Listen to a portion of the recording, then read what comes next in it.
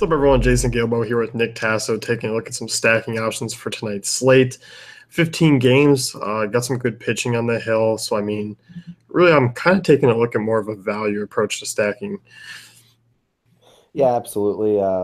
We do have an old friend on this slate who we're going to talk about, so I'm pretty excited about that. Yeah, I am too. And you and I were in agreement. We were talking stacks beforehand. Arizona comes in once again. They've been a popular stacking choice this season, but as they should. Back at home, against a lefty in Chase Field, a lot to like about this one. Yeah, absolutely. The Diamondbacks have almost been one of the best teams offensively all year. I think they lead in almost all the categories except one or two. But it's a great matchup, good ballpark against a weakish kind of starting pitcher. I know he had a good run last time out, but again, that was different competition. So it is what it is. The thing I like about the Diamondbacks too is that you never, besides a few guys, you don't really know who's going to be in it. So you can kind of get some good value plays down low. Yeah, you can. You'll find a Brandon Drury or, Chris Owings who pop up in top half. I think Owings usually hops up into the two spot when, and David Peralta will drop down or hit the bench altogether. But yeah, looking at what, 5.5 run total. I like this one quite a bit. I'm with you as far as the top stack goes. It's not too badly priced either. Pollock and Goldie are expensive, but Owings, Yasmani Tomas, relatively cheap.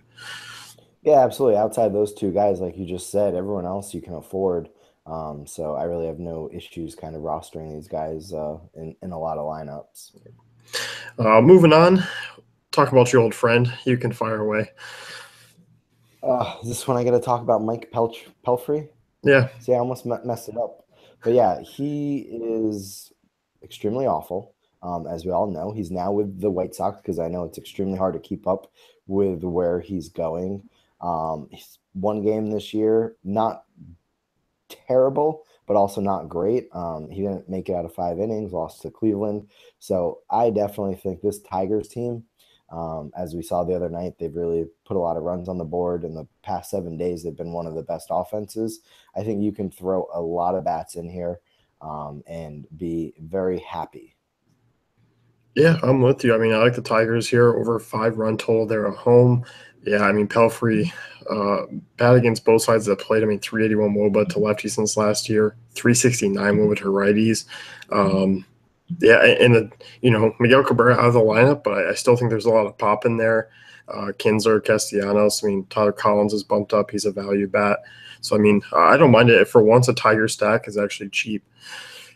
Yeah, and even Alex Avila playing over at first without Cabrera, that you could see him bat, I think, fifth or so. So I don't mind that. Upton is back as well, so things are trending upwards for them. Yep. Stack number 2 for me, Milwaukee against Bartolo Colon.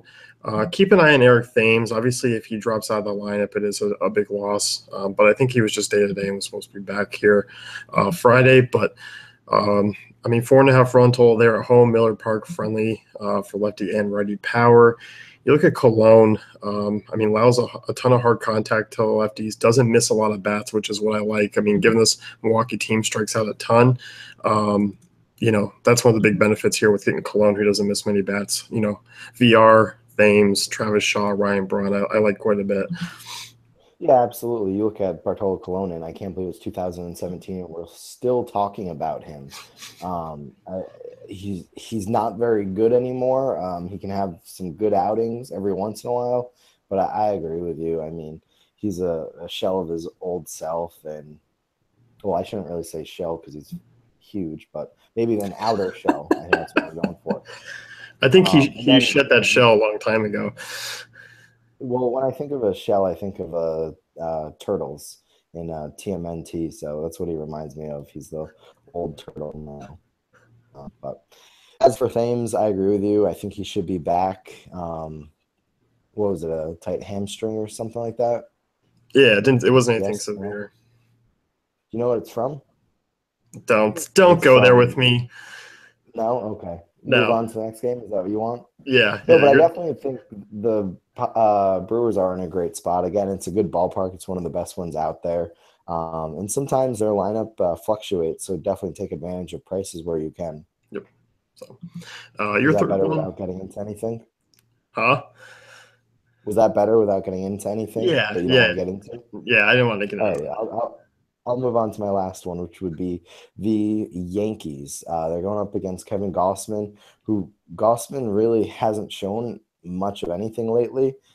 Past two games, he's given up 13 earned runs and just been overall pretty bad. He's a guy who's always struggled with home runs, which was evident last game out, gave up three. He looked good at the start of the year a little bit. He wasn't allowing any home runs really. In the last two games, he's really face planted. But you look at this game against the Yankees, they don't have a great offense, but they still have some guys who could do some damage, like Aaron Judge, uh, even Jacoby Ellsbury. I hate saying his name, but he has potential to do some damage in the DFS realms, and even Starlin Castro. Yeah, I mean, I think for me, if I was going back to last year and if they didn't have Judge, if Castro wasn't hitting as well as he is, I mean, I don't think I'd like the stack that much. But you look at Gossman, he's definitely worse off against righties than he is lefties. But I mean, this year he's struggling all over the place, especially keeping the ball in the park. But there is a lot of ups. I mean, Judge and Castro carry it, as you said. Ellsbury's not a guy we usually like to target, but this year he's definitely looking a lot better than he has in his previous years with the Yankees. So I'm certainly okay with it, especially back at home in Yankee Stadium. I mean, a lot of potential for these bats and their upside. Yeah, absolutely. Another guy I forgot to mention would be Chase Headley too. Moving up a little bit in the order, he's still under 4K on DraftKings. That's a pretty good price, lefty bat, even though Gossman struggles with righties. But when you have Yankee Stadium the way it is in right field, I really don't have any issues using him. Nope, I don't either. And Headley's off to a really solid start to the year. Hopefully, yeah. Keep going. My last one, I like the Dodgers here for a value.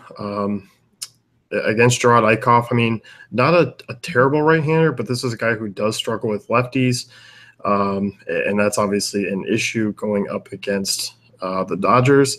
Um, I mean, really overall, I am going to be firing away with a lot of these guys in terms of value. I feel like Corey Seager over on DraftKings is underpriced at 4,300. Cody Bellinger, they just called up, big lefty, power guy. I prefer him over Adrian Gonzalez. I think this could be the breakout game for him coming into this year. And then guys like Justin Turner, Yasmani Grandal, Yasiel Puig, depending on lineup spots. I mean, all value stacks. So if you want to pay up for pitching, I mean, you can easily pay out these Dodgers who are in a good spot at home. Yeah, absolutely. Looking at the prices, every single Dodger is under 4K besides your friend Seager. So, I mean, they're really priced well. I know Eichhoff has pitched a little bit better. It's not the greatest ballpark for hitters, but I can definitely see why you go that way. A lot of lefties in there could cause a little problems for Eichart. Yeah, so I mean, I'm a big fan. Anyone else you want to talk about? Maybe miss the cut? Yeah, for value, I'd probably say the Oakland Athletics. I'm just not a huge fan really of Charlie Morton. I know he's put together a few good games, but it's just his hit totals are really high up there. And at that ballpark, I think some things could happen. Obviously, Oakland isn't the best offense, but they're really priced pretty cheaply. So I don't mind them. Obviously, they're not good enough to crack my top three, but put it on the back burner. I like that. I mean, build multiple lamps. I mean, looking at some of those prices, I mean, what, two guys under 3K? Everyone's under 4K. So, I mean, if you're looking to pay up for Scherzer, get another bat in or another pitcher in there, I mean, you can fire away with an ace stack. I'm cool with that.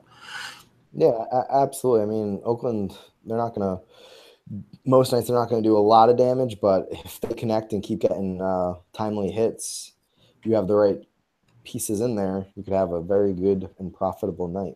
Definitely. And also get that bump in park factors going to Minute Maid. Yeah, totally. So that's going to wrap things up here with the stacking. You can check out dailyfantasycafe.com for all the great tools and content.